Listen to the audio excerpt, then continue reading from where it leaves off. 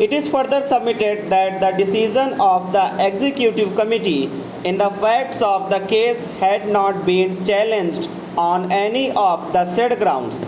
The learned counsel for the university further contends that the executive committee in its meeting held on 29 March 1989 deliberated upon the inquiry report and recorded its full agreement with the findings recorded therein, including the finding of guilt recorded by the inquiry officer, as is clear from the resolution of the executive council.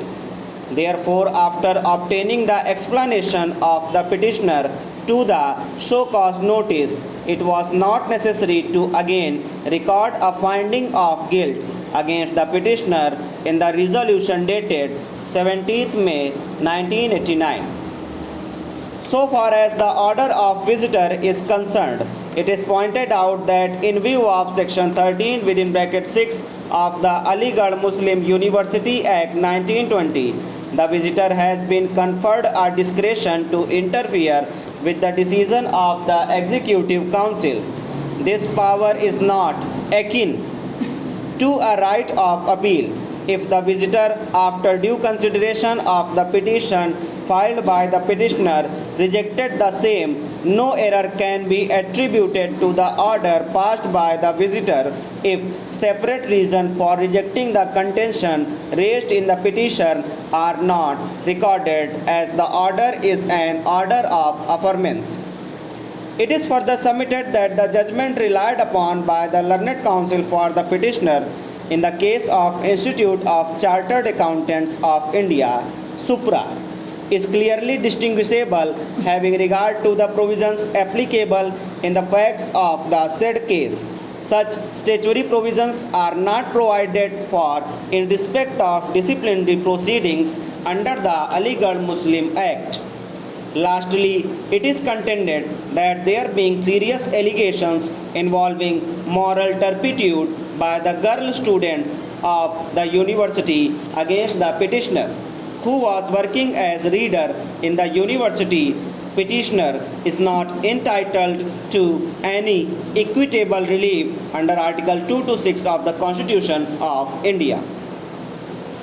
In the opinion of the court, the proceedings initiated against the Guru on a complaint made by the girl student must necessarily be decided on the principles of natural justice and fair play without adding much weightage of technicalities of procedure.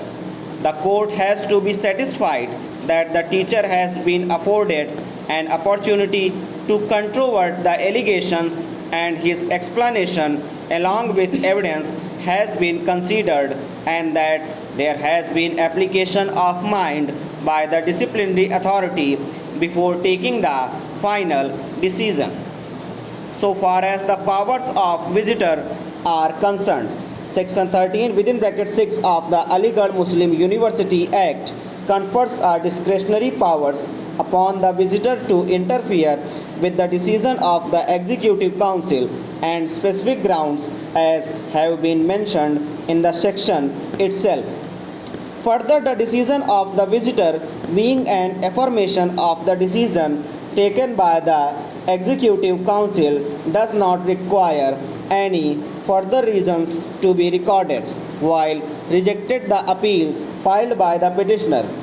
In these circumstances, the first contention that the order of the executive council being not supported by reason in writing is unsustainable in the eyes of law and therefore rejected. Stop.